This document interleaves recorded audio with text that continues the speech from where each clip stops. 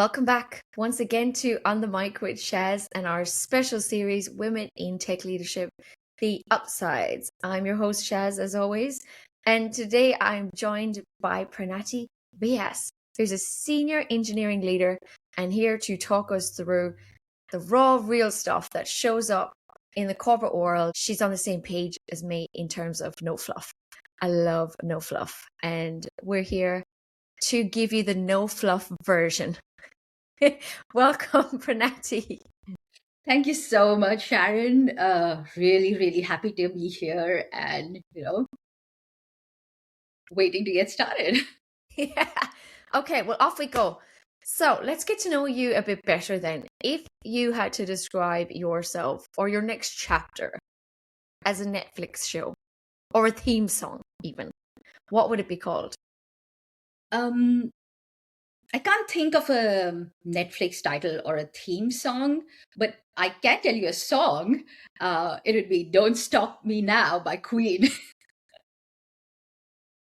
Because I'm really having a good time in this phase of my life. So, Oh, that's nice. Well, okay then. I like that. Don't stop me now. So what's one thing, because I kind of know the story, right? But for the listeners, they don't know your story, and I know why your life is in a great stage right now. But talk us through what's one thing you've been loving lately now that you've had a moment to actually pause and breathe a little. I rediscovered coloring books. And it has been so long that I have been going constantly and not having that time to pause, constantly making decisions, all those things that come with corporate life. So it's been so nice to just sit down with a book. And I found these books, I think they're by Still and Slow, and they're just like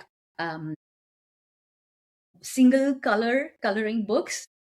So you just take one pen and you fill it out. It is a relaxing and an extremely mindful activity which involves making no decisions whatsoever. So I'm absolutely loving doing that. Yeah, it's been great. And also books by Asian authors. The latest one I'm reading is called Two Women Living Together. It's by two Korean authors. These books, and also like Days at the Murasaki bookshop. So it's those Korean authors, Japanese authors. It is about everyday life, and it just really helps you slow down, which I think has been much needed. That's so therapeutic because people would think coloring, really, you're an adult? And I don't believe so. Funny story, before I moved to Melbourne, I used to live in Perth and I used to live by myself. And I used to watch, now I call it normal television. I didn't have Netflix or anything. I had to watch live TV, couldn't record things. And so when the ads would come on, I had a coffee table in front, and underneath on the shelf of the coffee table, I had all these coloring books and a sketch pad. And so while the ad breaks came on, I would get out this coloring book. And just like you, it just helped me escape and be calm. And I was lost in it. And sometimes I wouldn't even go back to watching the TV show that I was watching when the ad breaks finished because I was so engrossed in getting this coloring done. Yeah, I mean, I feel like we don't take that time to slow down and just focus. And this helps you do exactly that. There's another, if you watch SBS at all, there used to be a program called Slow Train Journeys. And it was just that, a slow train going through just Australian scenery, and all you're looking at is the scenery changing very slowly, and you just get lost in it. And it's so good for our brains. Like our brains like crave this. Absolutely. Yes. Our brains actually crave it. And sometimes when you're in the corporate world, like your brain is craving for something else than the rat race of the corporate world. It just wants a pause.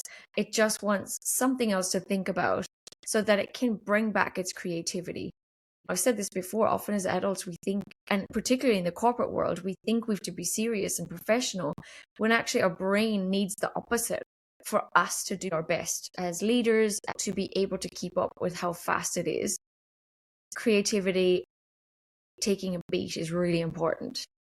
Yeah, there are lots of times when people say that, hey, I was stuck on this problem and I went and took a walk, or I went and took a shower, and the solution hit me when I was doing that. So we actually need our mind to disengage so that we can become more creative. And I've actually put my coloring books and my sketch pads into my storage area. And I'm just thinking, you've prompted me now to get that back out because I actually miss that. But I think I have been filling my time reading because I love reading. Maybe I could do a mix of both. God, can you imagine my brain? Somebody stop me. Don't stop me now. Let's talk through then how you've landed where you are right now and where you have this time where you're coloring.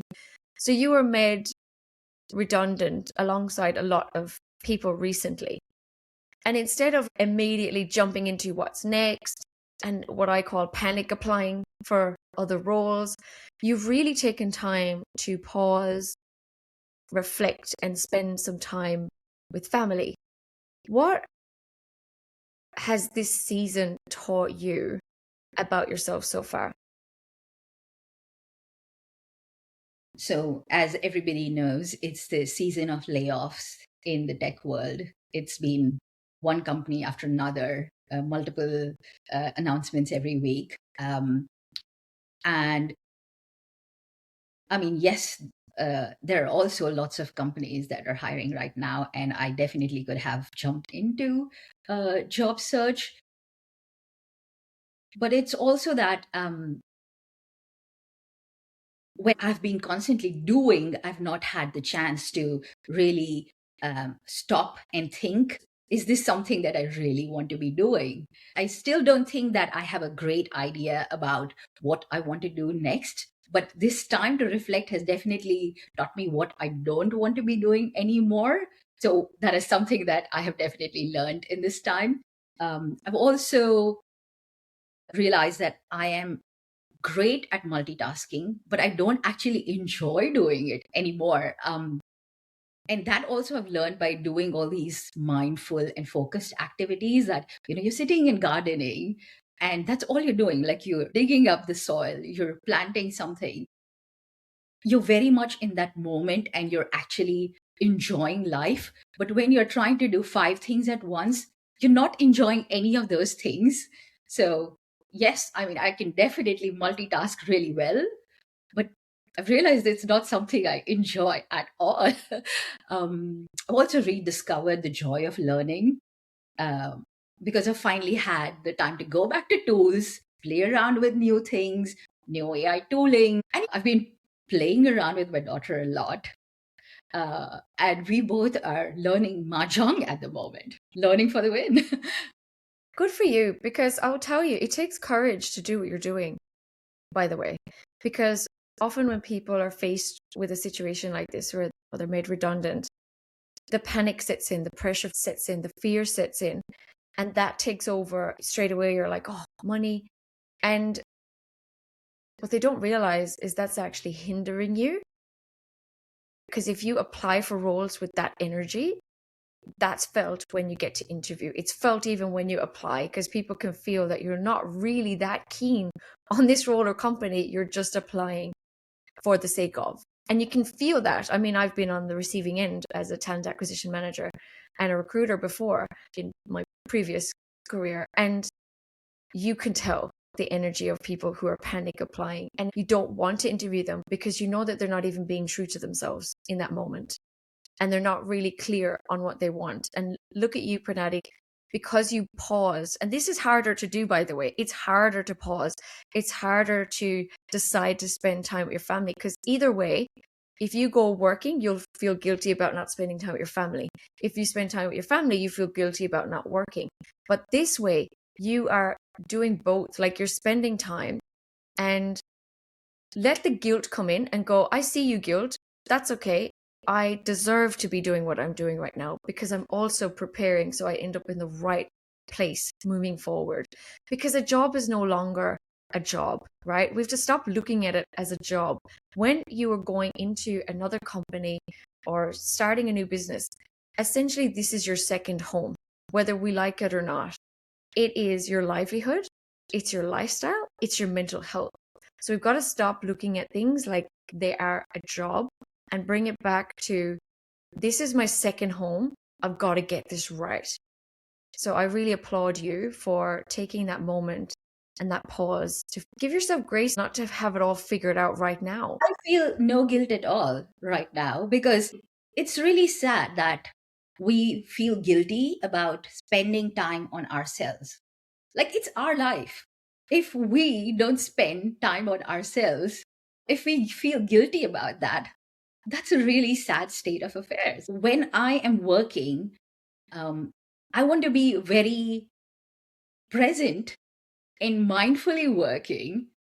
I'm spending so much time at work, right? I was spending so much time. In fact, I was spending more time with my workmates than I was spending with my family. It takes up your life. And even once I log off, I'm thinking about problems. I'm thinking about work things. I don't want to do that. So now when I finally have the space, I want to be fully present in the moment, spend time on myself, take care of myself, spend time with my family, enjoy the little things that, hey, I did a cartwheel today, and I want to say, look at that and say, hey, good for you. Can you teach me how to do that? Because those are the little things that your children will remember, your family will remember going forward. They will not, you know, you spend that extra hour at work or you go from one job to the next. Yes, I mean, obviously, people have bills to pay, but the company is not going to remember that you spend that extra hour. But your child is going to remember that you spend that extra hour with them. Absolutely. And my favorite saying at the moment is YOLO. YOLO, you only live once. And I keep saying that every time the fear creeps in or the guilt creeps in, I just come back to YOLO. Like, you only live once. You don't know what's around the corner. And if you knew what was around the corner, what would you be doing instead? So I'm a big believer in that. And I think it's funny, right? When people come on a career coaching journey with me and they tell me, I think I'm a bit crazy actually, because they say, oh, I've been made redundant. And I'm like, congratulations. Because it's a redirection. And look what's happened and unfolded for you. It's made you realize and wake up to, wow, I love spending time with my family. I can do this even when I am working. It shouldn't be a second alternative to my work. It's mandatory that this happens in my life. And now you know that. So when you do get that next role, it's going to be so much more fulfilling. And I'll let you in on a little secret, Pranati. Coming from, my background has been talent acquisition and recruitment. It's people like you now with that joyful energy. When you are going out seeking that role that you want, you're going to attract it because you're in this joyful energy, and people are going to feed off that and be like, that's the type of person we want in our culture. That's the type of person we want in here as our leader. And you're like oozing that at the moment. And that's the energy people love to see and welcome into an organization, rather than the panic, I want a job, money, I need money, I need money. Why do you want to work for me? Because I need money. And I want to say that is a completely valid reason. People do need money. But if that is the only motivation to work at some place, you're not going to be great at whatever you're doing. Agree. And the reason I'm able to say it like this is because I've been there myself.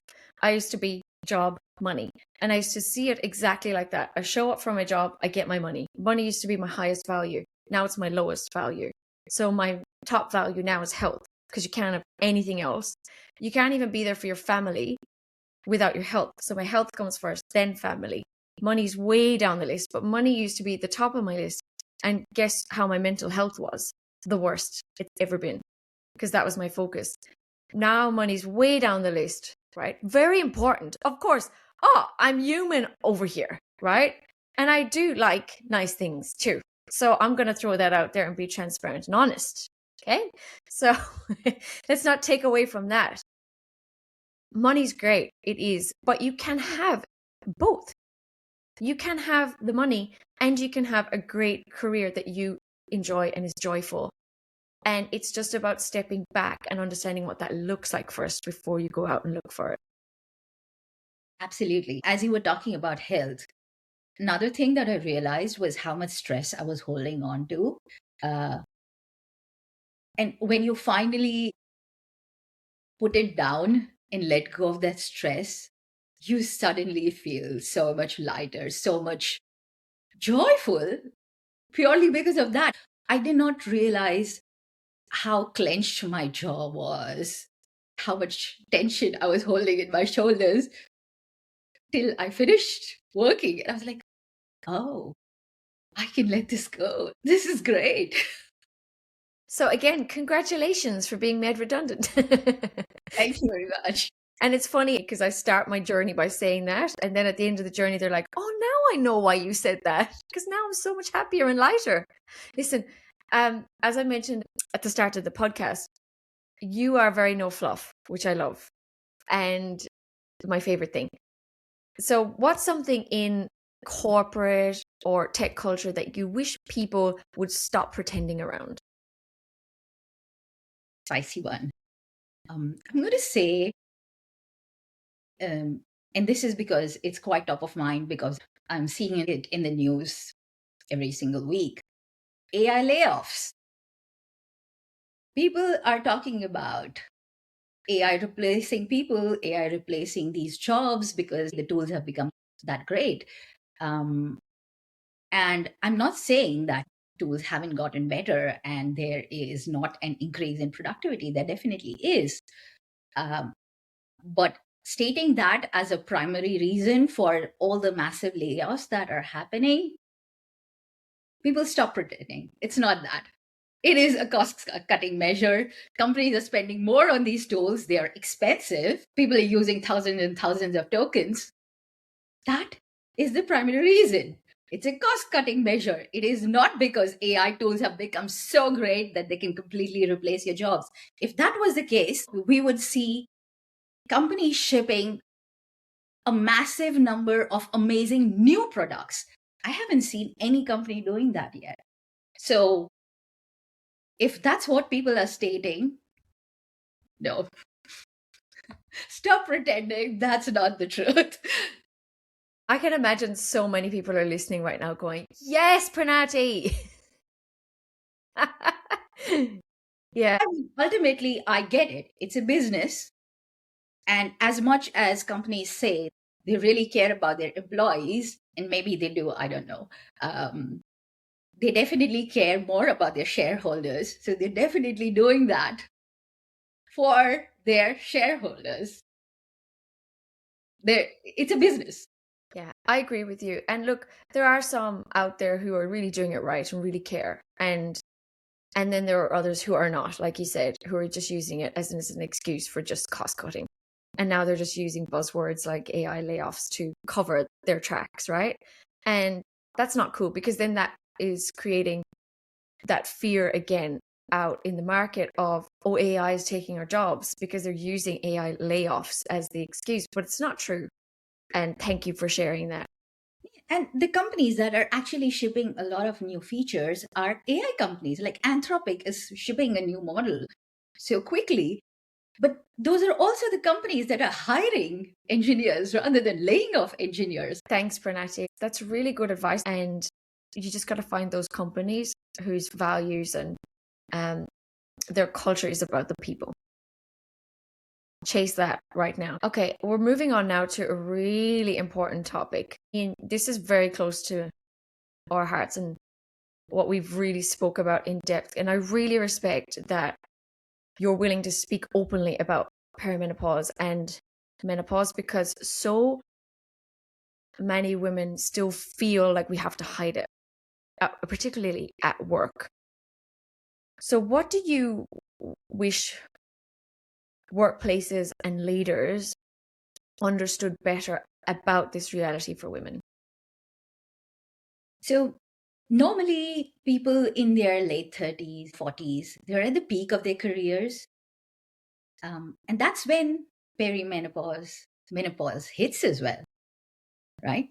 And women will struggle through it, but they will hesitate to bring it up at work, uh, because they fear that they'll be judged or they'll be penalized, because people don't understand, what it is and how that affects us. Um, and we don't want it to affect our careers because people are looking at us through a certain lens. But workplaces have been accommodating parents, neurodiverse individuals, and a lot of other people. Then why not create accommodations for this? Like, it affects 50% of the workforce. It's a physically and mentally challenging phase of life. There can be days of very low energy, brain fog, low emotional regulation, aches and pains, sleep issues, hot flashes, severe headaches, anxiety, and women just push through it, right? At a great cost to themselves, showing up, but it's not easy for them. But with just a little bit of support, it can turn into a really powerful phase of women's career as well. Like, these women, they're super efficient because they're dealing with so many ups and downs. So they're very efficient, they're very strategic, they're no nonsense, they're amazing at getting to the crux of any problem. They lead with stronger boundaries, they're very strong communicators, they're less reactive, they're very empathetic, and they're great at tackling chaos and uncertainty. Like, that is a very, very strong leader right there, right? So we need to normalize this phase by talking about it. We have to ask leaders to be more understanding about this reality. Um, and I was very happy that, like, I could go and talk to my manager about, like, hey, this is what I'm going through, and this is the kind of support that I need. And I'm so happy that um, he actually went and then read about it, and he was happy to create that environment for me, give me those accommodations. And I've been very vocal about it. I was leading a team, and I actually went and talked to my team about this as well, that, hey, there will be days when I don't want to show up for a meeting. I'm working, but I don't want to talk. But then there are also days when I'm very low on energy. So I need those flexible working arrangements. And the more I talked about it, the more understanding people became that, hey, yes, we see her turning up, but we also understand that we need to give her the support when she needs it. And till we start talking about it, like, nothing changes, right? It's a period of highs and lows. And when people support you through those lows, you become super productive during your highs, right? So things like flexible working arrangements, short breaks, if people are turning up to the office, quiet rooms in the office, um, cooler zones in the office, like cold water. These are very small things. They're not big accommodations that you're asking for, but this is something that leaders or workplaces can definitely provide. Um, and lots of women leave the workforce during this phase in their life, um, which is such a huge loss for industry. But if we talk about it, we normalize it, then it's a win-win for everyone. Absolutely. And thank you for sharing that, because it's so true. We should be able to openly talk about it, just like you were able to with your manager, and just state the facts, right? It's not an excuse. You're not in a mood. It's Exactly. something that we can't control. And I think the idea out there in the workplace, right, in the corporate world, is, oh, you're moody, oh, you're difficult. And it's actually not in our control. And it's almost like this feeling of, well, I'm not feeling it as a man. I'm not feeling it as someone in my 20s. So why should I care? that you're feeling that, because that's not real to me. And I was guilty of this myself when I was younger. Like, I would never pay attention that someone is going through something like that. I didn't even know it existed till I'm in it myself, right? And it is so real. It takes over your lifestyle and it's out there. Meditate. And I had a situation where I came out of a yin yoga class because I was suffering so bad that I had to leave a class that's calm, right? That shows you how out of control, because people are probably thinking, what is it all about anyway? But for those of you thinking that right now, it's a hormone imbalance that shifts at this age and you have no control. So it sends you all over the place and you can't control your mood. There's one day I had this 2 hour rage in my head and I was attacking job adverts on the TV. My husband was in tears laughing next to me. And I had to be honest with him and say, he was looking at me like, what's wrong with you? And I said, roll with it. I'm in a rage. I'm in a rage. It's not you. It's not coming at you. You should be appreciative. That it's Oh, not yes. you and it's the TV I'm attacking. And he was loving it. Like, he found it so entertaining. But it's that open communication. We need that same open communication at home with our partners to be able to say, because a lot of us hide this from our partners too and our loved ones because we're ashamed that this is happening to us and showing up. But it's a real fact. And that's why I use humor and lightness to it. And I think my husband appreciates that. And he's also great. And I have such mad respect for partners who go out there and research. I've chatted to some men in the tech world who have researched about it so that they can show up for other women who might be going through it in their workplace. The utmost respect, because that takes courage to go against the mold of what the other guys might think by doing that, and to just do it anyway because they care and they have the care factor. That is where I have such respect. There was a time when men would not take parental leave. Like, us taking parental leave is not okay. But once people started normalizing that, it is so nice for men to be spending time with their children when they're young as well. So in the same way that we normalize that, we should be normalizing this. Like, it is something that happens. It Yeah, is not something that you can control. Then why not normalize it and be there for people who need it? absolutely. And I talk to a lot of men in tech who feel that it's that pressure of it's a weakness to want to go home and spend time with your kids. And they are happy now that it's like, it shouldn't even be that you're giving permission. Like, it's a given that you're their dad. Like, they love you being around. And it should be always normal. Just like this should always be normal, but it's slow, right? Like everything else, it's slow. And I just want to smack it in people's faces. Perimenopause, menopause, it's real. Okay? It's real. We should all be talking about it. Absolutely. Yes. Yes. The more people talk about it, the more normal it becomes. Now the government is talking about it and trying to provide support for perimenopause, menopause. And I'm so glad that it's finally happening, that people realize this is a really important phase where uh, uh, the support is missing. The education is also missing. Like, if you go to GPs, lots of GPs will not even acknowledge the symptoms that you're going to them with. So it's really uh, good that now that there are like more specialized clinics, there is more research happening into it. There's definitely still not enough, but at least now that it's starting to become more top of mind, people are paying more attention to it. And um, yeah, I can't wait for more women to get the help that they need. Yeah, me too. And I think it's great that they are making more emphasis on it now, because I have witnessed a lot of women leave the tech industry because of this. And that's why I do what I do right now. And now I'm on 12-month journeys with women in these situations in their career. And they're in a place where they're like, wow, I don't have to leave. I now know that it's not me. It's not something wrong with me.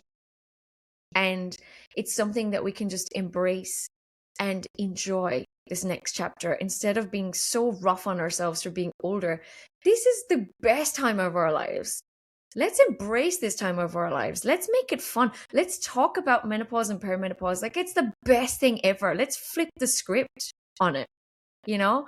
And that's what I've done with this podcast, because I decided to bring this podcast out because all we were talking about was the challenges women face in tech.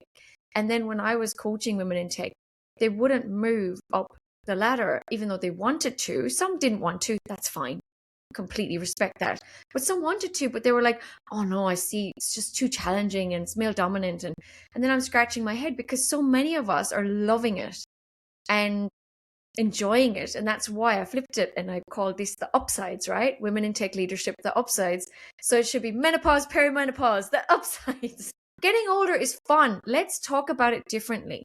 And while we're on that subject, you also raised something really interesting around balance. How much of what we struggle with is genuinely outside our control? And then how much might actually be fear, burnout, or lifestyle habits showing up? And how have you personally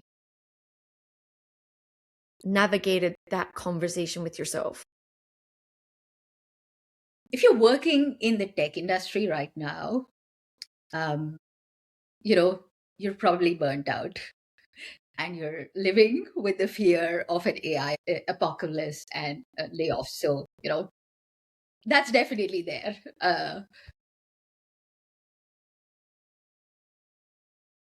But also for the longest time, all the symptoms that I was attributing to stress and work,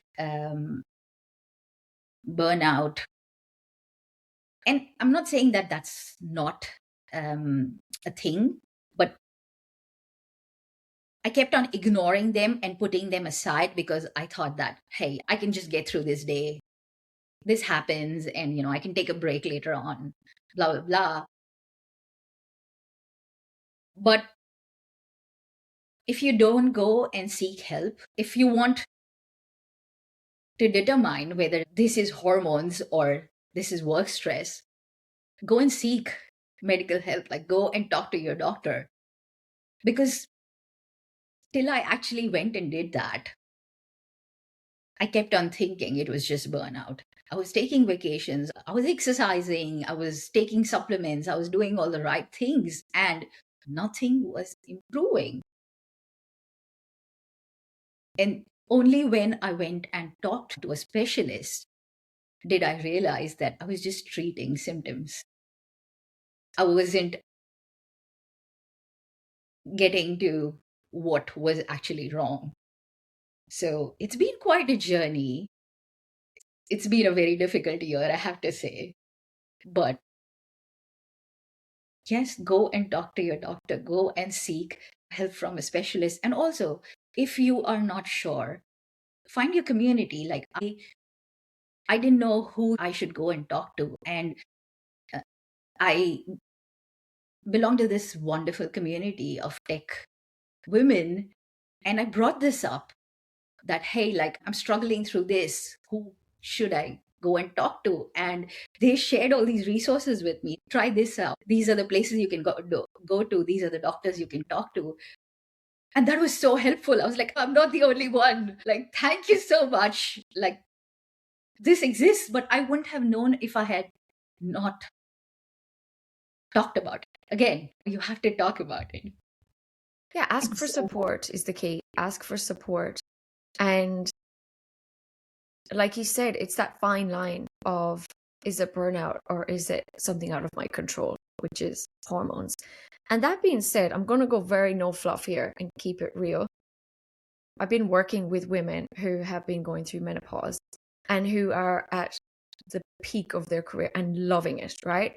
And then there are some going through it and, it becomes an excuse sometimes. So we've got to have that balance between, where does perimenopause and menopause become an excuse for our fears, right? Because there's a difference between that's happening to you and then it's oh, I can't do this now because, but really it's fear. So you got to find that balance of fear plus excitement means go for it and figure it out later, right?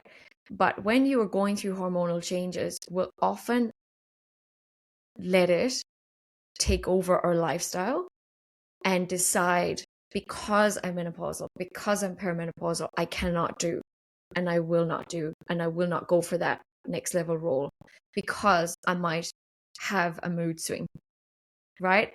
So there's a fine line. And I'm here to tell you that I have worked with women who have menopause, who have perimenopause, who are absolutely thriving. It is possible.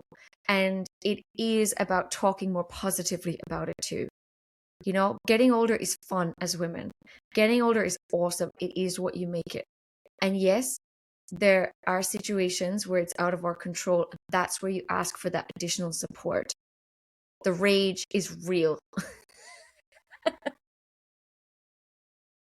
But yeah, I mean, I have a T-shirt which says, I'm the Hulk. Like my kids can see me transform from Dr. Banner to Hulk in seconds, and they've completely normalized it now. Did I'm actually barely laughing. So, Oh, that is excellent. I love this lightness and humor, and that's what needs to happen. Let's bring this into the workforce, bring it into our families, and make light of it. I mean, we're not crazy people over here. We're dealt hard, difficult cards in our life. You know, we don't ask for this. And and of we still course, show up every day. yes, yes, we do. And of course, we have empathy and compassion for people on the receiving end. Of course, we do. But we're not in control. So please have compassion for us too. Exactly, exactly that. So, for women in tech listening right now who might be navigating career uncertainty, burnout, hormonal changes, leadership challenges, or self doubt, what would you want them to know? One is take the break. Nobody is giving you any brownie points for not taking that break. Your mind and body will thank you for it. Some days you just have to slow down in order to speed up again. So do it guilt free. And the other thing is find your people, ask for help.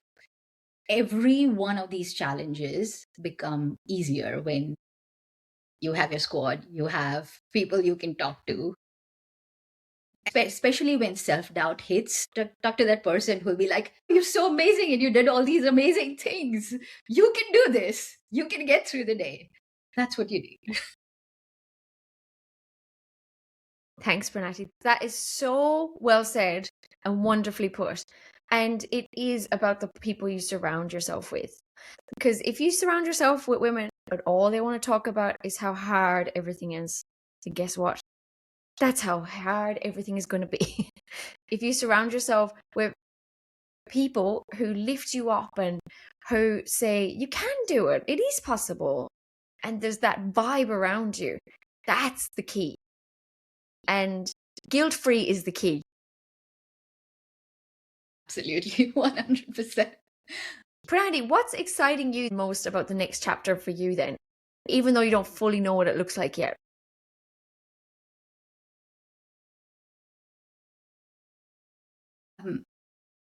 Since I have slowed down and I've had time to look back on all the things that I have done. Again, for the longest time, I was just in the doing mode and the future mode. And now that I've actually had time to look at everything that I have done, what I have achieved, I have a better understanding of what my strengths are. Um, so I'm very excited about the possibilities, and they're endless. Thank you, Pranati. Listen, thank you so much for your courage.